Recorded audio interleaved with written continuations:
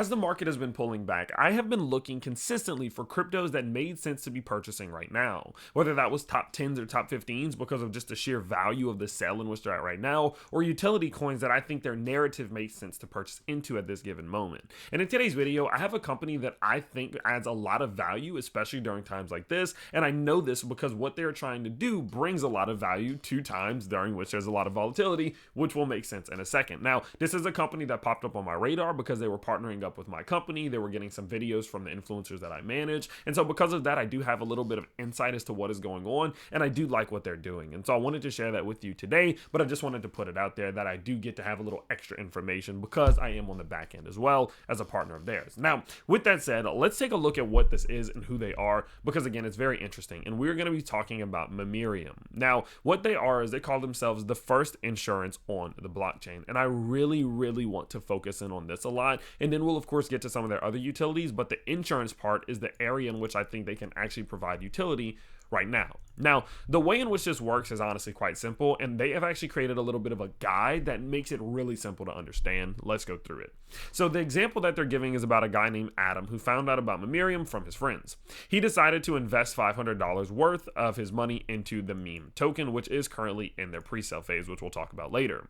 Now, not only his meme tokens are increasing in value, but now he is protecting in specific investments he will decide to make, of course, because he bought some of the meme. Now, going forward, let's say he buys $600 of baby Doge Inu through Meme Swap, which is their swap. We'll talk about that in a second as well. So now he has 500 of meme, 600 of baby Doge Inu.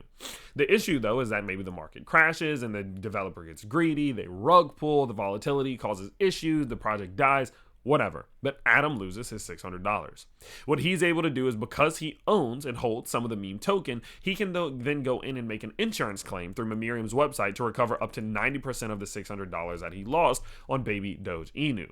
Now, of course, you can only make a certain amount of claims. I think they said it was 3. Yep, you can claim up to 3 times of his insurance premium, which is $180 worth of meme in this case. And so because of that, he's again only able to recover up to 3 times, not 3 times, but up to 3 times of that premium then going forward. Now, say for example, this does go through, the insurance department accepts his claim, they deduct 10% of those profits, now he makes some of his money back. And then of course he decides that he wants to be able to keep investing with some type of safety and security. He's then going to go buy more meme, as of course that is what is allowing him to use the insurance. And that's the very simplified version of how this works. Now, one thing you can do is if you need to go see any disclaimers and things about them not being regulated and all that stuff, which is not surprising because this is Web3, nothing really is, you can go check this out over on their website. But that's the basics of the insurance. And that's really what I want to focus on.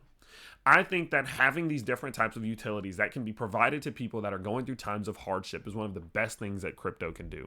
And if they're capable of successfully pulling this off, because I don't believe that the insurance portion is 100% live yet and 100% ready to go. So once this does happen and once this is ready to go, during times like these in which maybe developers are getting scared and they're just rug pulling and they're leaving their projects and meeting some of these different criteria for these insurance claims, this is going to allow people to do better during times like this. And that's the type of things that I like to invest into. Not just from a moral standpoint, but from an investor standpoint. This is something that brings benefit to people in good times and bad times. And that's what I like to find because I think there's a lot of value there, which is the reason I did invest into the pre-sale. Now, speaking of the pre-sale, they are taking the multi-stage approach, which is one, or multi-phase, whatever you want to call it, which is one that we've talked about here a ton on the channel, right? In which the price starts at a certain level, and every couple of days, the price goes up until the point in which it launches. Now, I personally do like these because they raise a lot of money, and it's just that simple. The FOMO of getting in on the earlier stages always creates people to have like this crazy notion, like I gotta buy.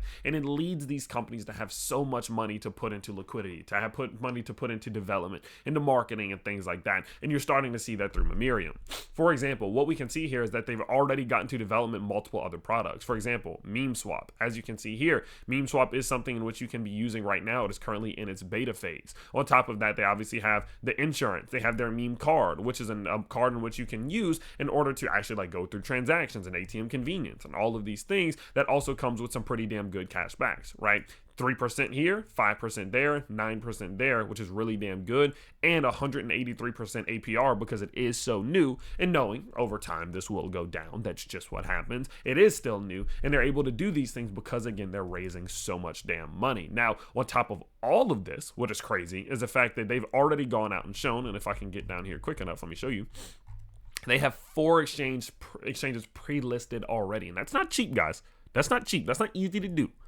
They have 4 exchanges that are already listed, and I think that they did list them out over on Twitter, so I'll go find them and I'll show them to you if I can. I can't remember if that was on their Twitter or not, but again, they already have 4 major exchanges already ready to rock and roll once this thing does launch, and they've conducted their audits already, and they're already in the beta phase of multiple different products because they're capable of generating so much raise from this style of pre-sale, and that's the reason why I always like pre-sales like this one. Now, the pre-sales, and one thing that you have to understand is I don't 100% just ape into the pre-sale. My game plan is to always put 60-70% of the funds that I want to invest into the pre-sale as early as I can.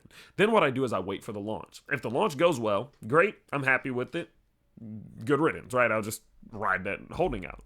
But if the pre-sale pulls back, if it dips, which does happen occasionally, what I'll do is I'll take that extra 30-40%, then invest it during the dip. I have a good average cost. Then once they start to inject some of that money into liquidity and funding and marketing, etc., then we start to see those gains that I'm chasing. So I never put 100% of my available cash for one investment into one of these. I always save a little bit just in case, because pre-sales can just drop after the launch. It's just what happens, right? Because people have gains already, especially in a market like this. They already have gains. It might pull back. Then that's whenever I enter in even more, and then usually that's around when the time we'll start to see growth. Now, speaking of the token itself, let's actually go and look at this thing. Now, I know I saw the tokenomics here. Okay, boom. So, looking at the tokenomics, it is pretty simple, okay? 15% towards DEX and centralized exchange liquidity, 25% towards burn, 2% towards insurance and finance platform, 8% of course towards, 2% towards the airdrop competition, sorry. I was about to say, that sounds so low. Yeah, 2% towards the airdrop, 8% towards insurance, and 50% towards the pre-sale. A very healthy overall balance, in my opinion. Now, they do have some information that you can go read on the founders and the owners of the token itself and the team. I do personally like a little bit more whenever they're a little bit more kind of public with it, right? They have their faces, they have all of those things, but having a description at least gives some type of context, although it can't be technically verified, right? But overall, I definitely think the core value of this with the insurance side of things can bring a lot of value to the ecosystem of crypto, and I think that it could be something that gains a lot of popularity, especially the more and more people get screwed over, because that is just the nature of the beast. Especially as the bull market comes back around, there will be rug pulls, there will be moments like that, and this is something that could benefit those people a ton, and so I do personally like it. So I did invest into the pre-sale. I am of course saving some funds for after this thing does launch itself, just in case it dips, so I can buy some more, and I am going to continue to keep you updating you about it now that we do have it on the channel and we're adding it to the channel portfolio. So I wanted to let you guys know about it, and all I ask from you, let me know in the comments, is this something you would invest into? Tell me why, tell me why not. I can't wait to hear from you down there, and I can't wait to see you all next time. Peace out, everybody.